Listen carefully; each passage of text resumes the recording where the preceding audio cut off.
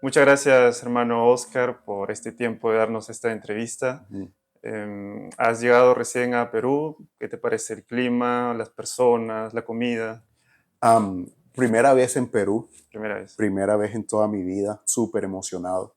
El clima es un poco diferente a lo que uno está Ujú, acostumbrado, especialmente en esta época en Estados Unidos, que ujú, está haciendo un poco más de frío.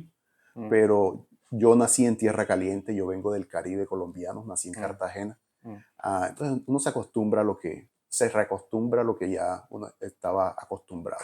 O sea, no ujú, es que sea muy difícil. Me gusta el clima, la ujú. gente es súper buena, todavía tengo muchas cosas por explorar y mucha comida por comer, creo. Bueno, se come bien aquí. A eso me han dicho que es la mejor cocina de Sí, Latinoamérica, entonces sí. estoy súper emocionado. Y cuéntanos, Oscar, ¿cómo el Evangelio llega a tu vida? ¿En qué circunstancias? ¿En qué época de tu vida? ¿Cómo llega el Evangelio a tu vida? Mira, Alexis, mi papá era pastor cuando yo era un adolescente. Mm, Yo tenía por lo menos unos 11, 12 años más o menos. Mi vida de adolescencia y parte de mi niñez estuvo bastante involucrada en la iglesia. mm, Pero yo creo de que no, era una costumbre para mí ir a la iglesia, pero no sabía por qué iba a la iglesia. mm, No sé si me estoy dando a entender. Am, a mis 14, 15 años, cuando comienzo a explorar algunas cosas que algunos amigos me han dicho, hey, mira esto aquí, una fiesta acá y otras cosas acá, decido no regresar a la iglesia más. Pero a mis 19 años, uno de mis mejores amigos desde la infancia, desde que tengo uso de razón, él se fue por unas vacaciones al interior, al sur de Colombia, Cali más exactamente. Se fue no siendo creyente y regresó siendo un creyente. mm, Y regresó con un fervor y una pasión de que sus amigos, él quería compartir el Evangelio con sus amigos. mm. Y él creía que yo era un campo misionero para él. Y de hecho lo fui. Porque venir de ser hijo de pastor es totalmente diferente cuando tú tienes a alguien cercano que ha Mm. sido tu amigo y te expresa la condición que tú estás con el Señor. Tu, Ya no está esa tu, obligación, ¿cierto? De mi familia, de mis papás, tienes que ir a la iglesia, pero está este amigo que te explica tu condición ante el Señor. este amigo es quien te trae el Evangelio y... Este amigo me trajo el Evangelio de una manera particular. mm, Había un campamento de jóvenes ahí en nuestra ciudad natal. Y él me dice, acompáñame, tú has sido mi amigo de toda la vida, acompáñame. Y si no te gusta, te devuelves. Y era muy cerca de la ciudad, ¿cierto? Y dije, listo, hagamos, probemos. Ya estoy cansado de lo que estoy haciendo. No estuve en cosas dañadas, malas, pero aún mm, necesitaba del Evangelio, necesitaba de Cristo. Yo dije, listo, vamos al campamento. Y en el campamento recuerdo que uno de los predicadores y todo el tema del campamento era hacer el perdón. mm, Y yo recuerdo haber encontrado el perdón de Cristo ahí en ese campamento. Se mm, puso el perdón de Cristo, se puso el sacrificio de Cristo por nuestros pecados. mm. Y yo creo que fui convencido de lo pecador que era en ese campamento. Algo interesante es que a veces algunos piensan como un estereotipo de que si eres hijo de un pastor Mm, o si vives en un contexto familiar cristiano, así que ujú, los domingos van a la iglesia, mm, hay que bautizarte, mm. ya dan por sentado como un hecho de que los hijos deben ser también cristianos y quizás también continuar la línea de líderes, pero no siempre ocurre eso. No siempre, no siempre. Y ahí yo creo que para sumarle a lo que tú acabas de decir, que es totalmente cierto, y cierta presión también de toda la congregación Mm, acerca de tu comportamiento y todas estas mm, cosas. Yo decidí no presentarme a la congregación más porque hay ciertos parámetros que ellos te ponen como hijo de pastor. sí. Y decidí no hacerlo primero para no perjudicar a mi papá, pero segundo porque yo creo que en cierta medida me cansé de esa estima de que tú tienes que ser perfecto porque eres el hijo del pastor. Pero Entonces, tu papá, al ver a su hijo ya no estar en la iglesia, ¿te habló? sí, mi papá, yo creo que, para ser honesto, muy buena pregunta. Mi papá, yo creo que le dolió bastante, Mm, pero, y con amor, pero de pronto usando métodos no muy convencionales? convencionales en el sentido del evangelio. Yo sé, yo sabía dónde estaba su corazón. Ahora que tengo 41 años, yo sabía que su corazón era que yo permaneciera en la iglesia para seguir en el camino del evangelio, pero sus alternativas de que yo hiciera eso era un poco complicado. Si no vas a la iglesia, no te compro esto. Si no vas a la iglesia, no te compro lo otro y cosas mm, como esas. Pero, pero nuestra relación después de eso creció, después de que yo conocí al Señor, después de que el mm, Señor me llama, después de que reconozco lo pecador que soy y el ujú, Señor me llama hacia Él. Mi relación con mi papá creció de una manera exponencial, súper mm, interesante. Él era mi mentor. Vivíamos en ciudades separadas. Yo estaba en la capital de Colombia en ese tiempo y cada vez que yo tenía algún conflicto, él era la ujú, persona más cercana para mí. mm, Ah, y yo era la persona más cercana para él como pastor cuando él estaba enfrentando algún conflicto, no tanto eclesiástico, de consejo mm, eclesiástico, pero personal, lo que él sentía como hombre, ya no como mm. ministro. Sí. Algo que pasa es que, por ejemplo, en mi caso, yo no vengo de una familia cristiana o de descendencia de pastores, no, todo lo opuesto. Ujú, Pero cuando llego a la fe, comienzo a aprender desde cero. No conozco mucho la historia de David y Goliat o de Jonás, ujú, no las conozco. Así que estoy aprendiendo desde cero, como un alumno desde cero. Pero algo que he visto en algunos hijos de pastores, aunque no hayan llegado a la fe o después hayan llegado a la fe, ya tienen por lo menos un conocimiento de algo, ya. ujú, No, no ujú, empiezan desde cero. ujú, Y ya aplicándolo con la obra del Espíritu Santo que está haciendo en ti, ujú, y hay una mejor comprensión o ya conoces algunos versículos, canciones ujú. y puedes adelantar algunos Sí. que están empezando desde cero. Tienes cierta razón, pero también es un desaprender, depende de los contextos teológicos que Mm, tú vengas. mm, Yo creo que el contexto teológico de las iglesias donde venía mi papá no eran los más sanos posibles, tampoco eran los más mm, carismáticos mm, o, am, ¿cómo decirlo?, liberales. mm, Pero sí tuve que desaprender también muchas mm, cosas. Muy buenos fundamentos, pero también tuve que desaprender muchas sí, cosas cuando ya llegué a conocer mm. ah, más a fondo toda esta parte bíblica y toda esta parte teológica también. Entonces llegas a la fe como a los 19 años 19, sí. Ujú. aproximadamente. ¿Y qué pasa luego con la vida de Oscar? Bueno, a 19, déjame decirte los 19 a los 30, mi pasión ha sido la finanza. Tomé un título de administrador financiero. Mi sueño siempre fue trabajar en la Bolsa de Valores de Colombia. Mm, Llegué casi a una empresa que no comisionaba con la bolsa, no trabajaba con la bolsa, pero algo cercano. Y eso fue como, este es mi sueño. 3 meses después que estuve en la empresa, dije, no, esto no es mi sueño, esto no es lo que quiero hacer. ¿qué pasó? No, no sé si era esa realidad, no sé si alguna vez te ha pasado que tú ves cosas en fotos Ujú. y llegas Y no es. y dices como, "Uy, no, esto no es lo mío es las personas, lo mío Mm, no es ujú, los números". Sí, atendía clientes y era mi parte favorita, ujú, pero el forzar a los clientes que invirtieran cierta cantidad de dinero ahí ujú, se complicaba para mí porque sabía el riesgo inmenso que había en toda esta parte de inversión. ujú. Y mi corazón muchas veces no me daba como, oye, esta persona si invierte esto, a lo mejor Ok, puede que gane mucho, claro, un tema de ética, un tema de pero también cuidar. puede que pierda todo Mm, lo que ha ahorrado en toda su vida. mm, Entonces ese tema como, esto no es lo mío es estar hablando con la persona, no invitándole a jugar de pronto una ruleta rusa y sí. mirar. Demoré muy poco allí. Ujú, Después, en medio de conseguir empleo, ah, tengo una tía, hermana de mi papá, perdón, que vivía en Bogotá y ella era directora de un orfanato, ujú. de un conjunto, un consorcio. En Colombia están organizados por consorcios que administraban orfanatos. Cartagena. En Cartagena, Bogotá, Bogotá. ya estaba en Bogotá en ese tiempo. Ella me dice, mientras tú estás buscando empleo, ¿por qué no haces un voluntariado con estos niños? Ya, no sé. Pero dije, pero ¿por qué no? Hagamos un voluntariado con los niños. En cierta manera, trabajar con jóvenes era algo que me apasionaba. Después de pasar los años ya no tanto porque no tengo la misma energía.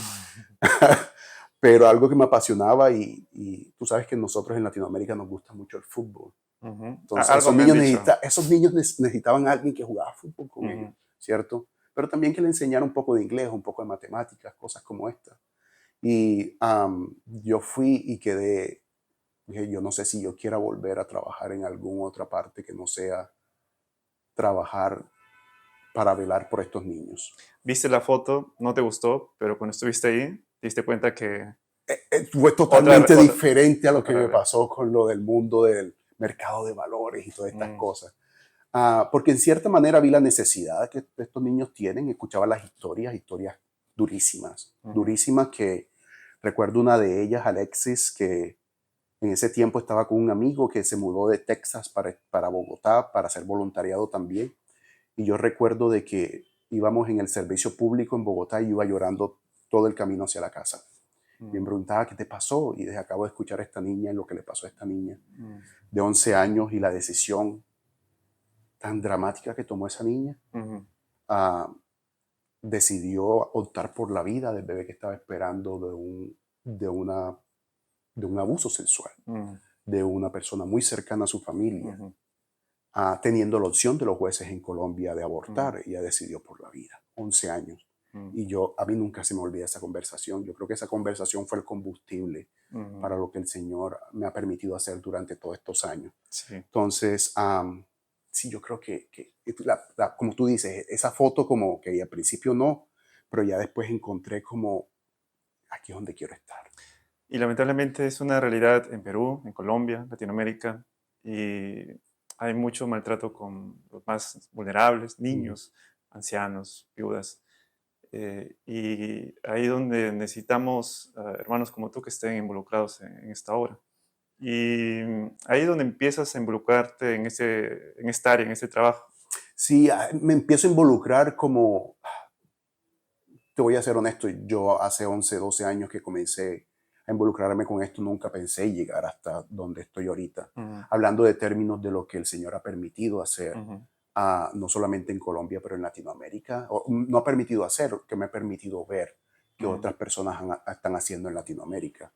Am, en ese momento yo decidí, tomé la decisión y hablé, no para pedir permiso a mi papá, sino porque era mi consejero. Yo le dije, papi, yo creo que el Señor me está llamando al ministerio, pero no creo que sea el pastorado, creo que es a esto. ujú, Y él se quedó sorprendido porque mi pasión eran las finanzas. ujú. Yo amaba las Un finanzas cambio totalmente. radical. Ahorita le tengo miedo, pero especialmente cuando vienen de finanzas del hogar, todas esas Mm, cosas, y hay que pagar todo mm, esto y que tenemos que reducir para pagar. Pero no, igual, yo creo que ese fue el clic.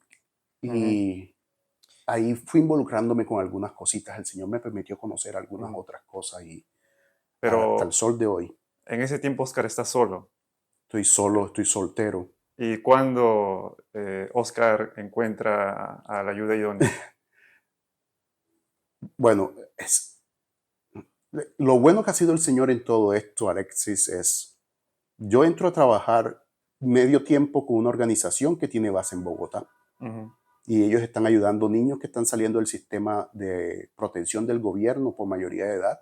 ujú, Y yo estoy coordinando toda la parte logística, donde van a vivir, qué van a necesitar, qué quieren estudiar, cómo podemos buscar becas, todas estas cosas que hay detrás de todo esto.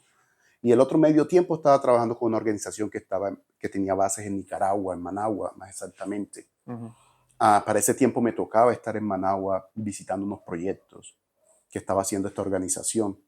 Y me llamaron unos amigos de Texas y me dicen, Oscar, estamos en Colombia, ¿cuándo regresa? Queremos verte. Y precisamente regresaba ese día y les dije, listo, veámonos, comamos, hagamos lo que ustedes, díganme cuál es el tiempo de ustedes.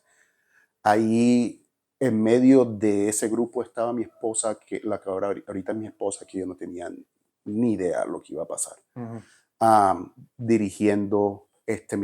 dirigiendo este grupo. Mi esposa es trabajadora social. ujú. Ella trabajó con gobiernos para Latinoamérica en temas de adopciones por 11 años. Y ella estaba dirigiendo todo este grupo, visitando orfanatos y todas estas cosas. Ahí conocí a Beth. Ese Y día no fue amor a primera vista, ujú. pero un año después nos dimos cuenta que nos gustábamos. Ella entonces es norteamericana. Ella nació y creció en Estados Unidos. ¿Y cómo ha sido esa convivencia de cultura norteamericana y un colombiano, un latino? Hermano, hemos aprendido a mezclar la arepa con el pulled pork y nos ha ido hasta el momento, nos ha ido bien. Hemos sobrevivido a las tormentas de diferencias. Mm, Yo creo que es un aprendizaje. Yo creo que Dios nos ha permitido en cierta medida y con cierto respeto que Beth y yo podamos experimentar lo que va a ser el cielo, donde mm, vamos a encontrar culturas diferentes, ujú, lenguas diferentes y todas estas cosas. mm, Se fue bastante interesante porque me tocó apretar a mí y aprender más inglés y tratar ujú. de darle más duro al inglés, y ella en cierto sentido también trató de aprender bastante español para combinar, balancear nuestro hogar. Entonces, ha Sí, sido una bendición. No estoy diciendo que no ha habido tormenta, ha habido bastante tormenta, pero ha sido una bendición. sí, como todo matrimonio. Mm, Me llama la atención cuando uno, bueno, ya de por sí cuando uno se casa es un choque cultural porque viene de distintas ujú, familias. Aquí en Perú hay costa, sierra y selva y también mi esposa es un poco de casi selva, ujú, así que hay un poco de choque cultural ahí por mm. algunos aspectos de Amazonía y costa. Pero cuando estamos pensando ya de otro, de Norteamérica, otro Otros idioma, contextos. otra cultura, Ujú, hay otro choque más, un poco más fuerte quizás.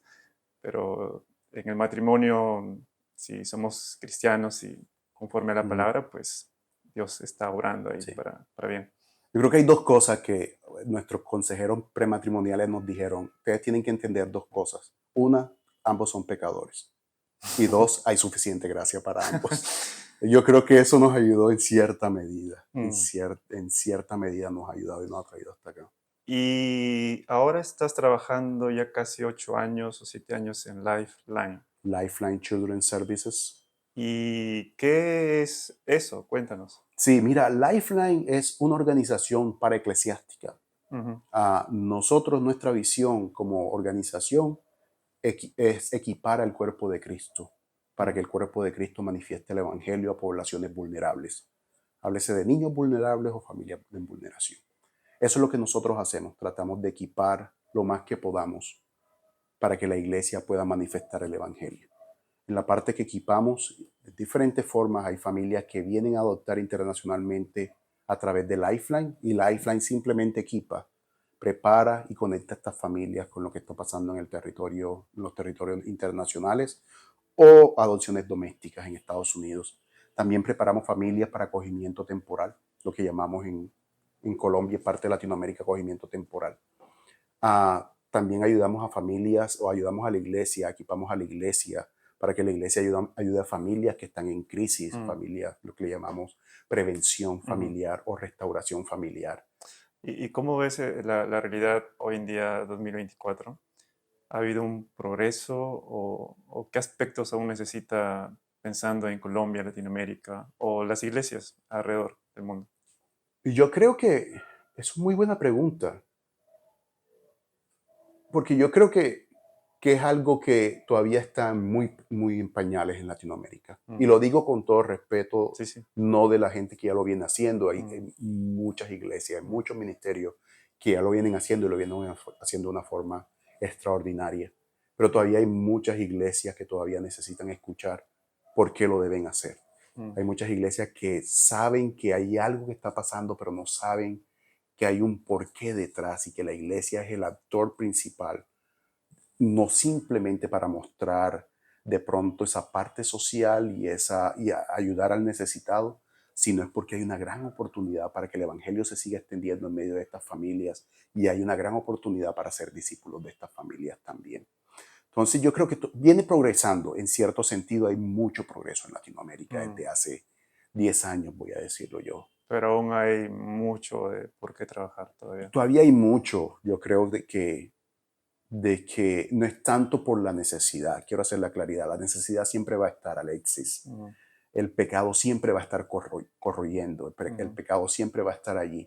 Y recuerdo las palabras que una vez nuestro Señor Jesucristo dijo, que a los pobres siempre los vamos a tener con nosotros. mm, Entonces, no es tanto por la necesidad que viene creciendo, por las dinámicas económicas, políticas, y ustedes nombrenlas, que vienen pasando en nuestra región, mm, sino es porque el pecado va a seguir avanzando, mm, siguió avanzando desde el Edén mm, y ha transcurrido. pero todavía la iglesia sigue avanzando también y la mm, iglesia necesita seguir alcanzando hasta que este evangelio sea predicado mm, hasta lo último de la tierra. Y yo creo que el cuidado de la orfandad tiene ese factor de que podemos no simplemente predicar el evangelio, sino mostrar el evangelio también a estas personas que yo creo que la mayor necesidad no es lo que ellos están viviendo, sino esa relación que está rota entre ellos y su creador.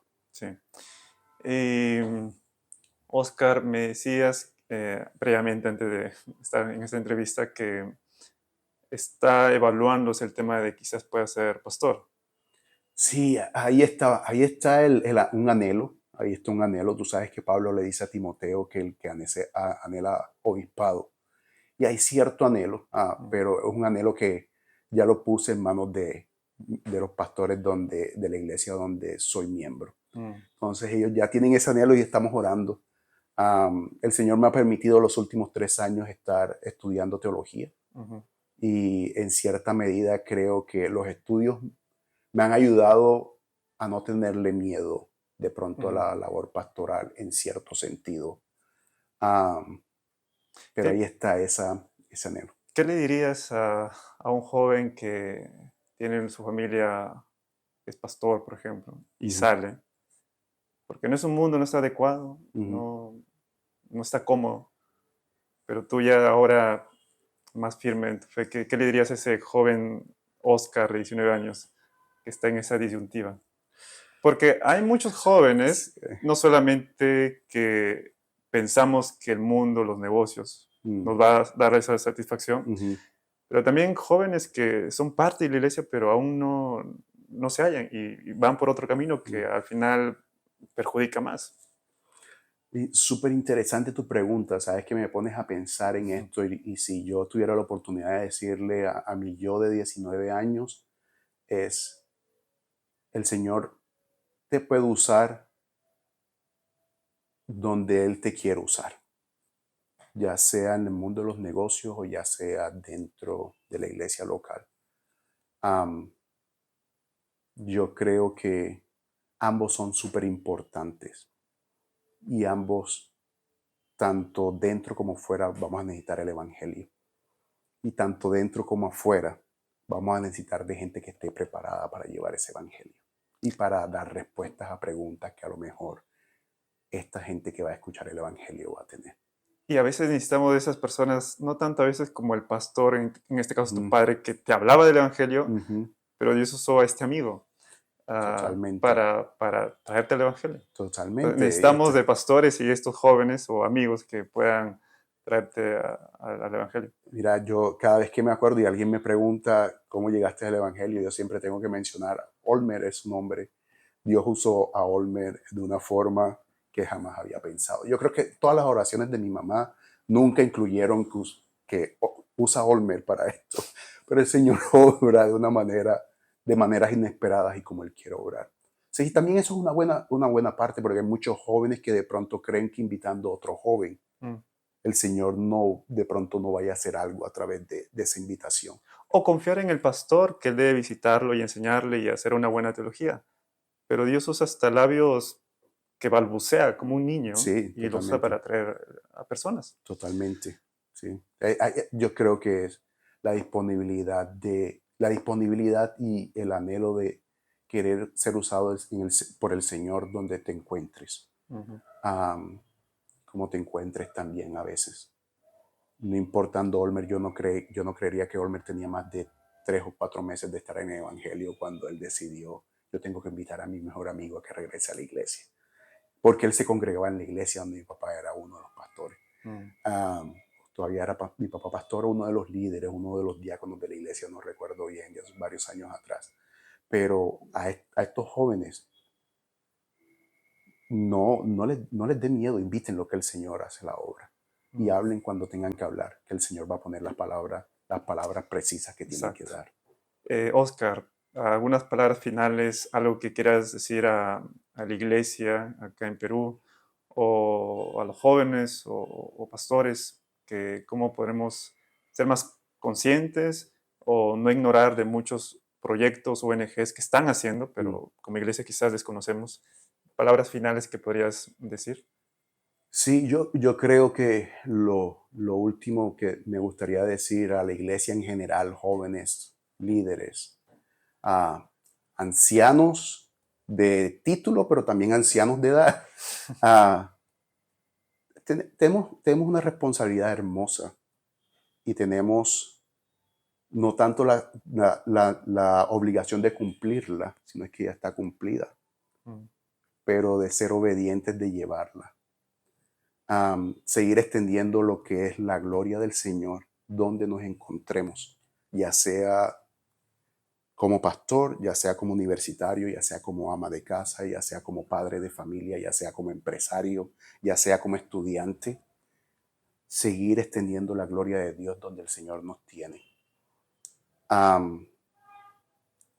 Porque al extender la gloria de Dios, entonces vamos, lo que dice a Juan, lo que el apóstol Juan pudo observar en medio de su experiencia y lo que escribió en Apocalipsis 7, donde decía que gente de toda tribu, gente de toda lengua, gente de toda nación, no simplemente que estaban congregados, sino la expresión que estaban dando de adoración al Creador, mm, al Cristo que se sacrificó por nuestros pecados.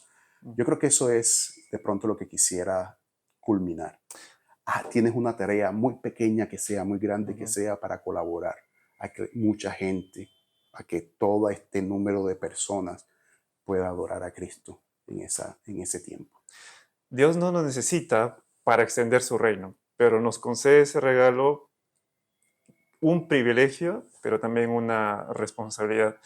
Y gracias, Oscar. A ti, Alexis. Necesitamos a más jóvenes como Olmer, que Ujú. no se avergüencen del Evangelio, que invitan, y también a más hermanos como tú, que estén trabajando ahí, escuchando, atendiendo a esas personas que están con muchos dolores, con muchas adversidades, y necesitamos a esas personas que estén ahí. Así Y Dios es. los está usando para seguir extendiendo su Así ciudad es. en todo el mundo. Muchas Gracias. gracias, Gracias Oscar. a ti.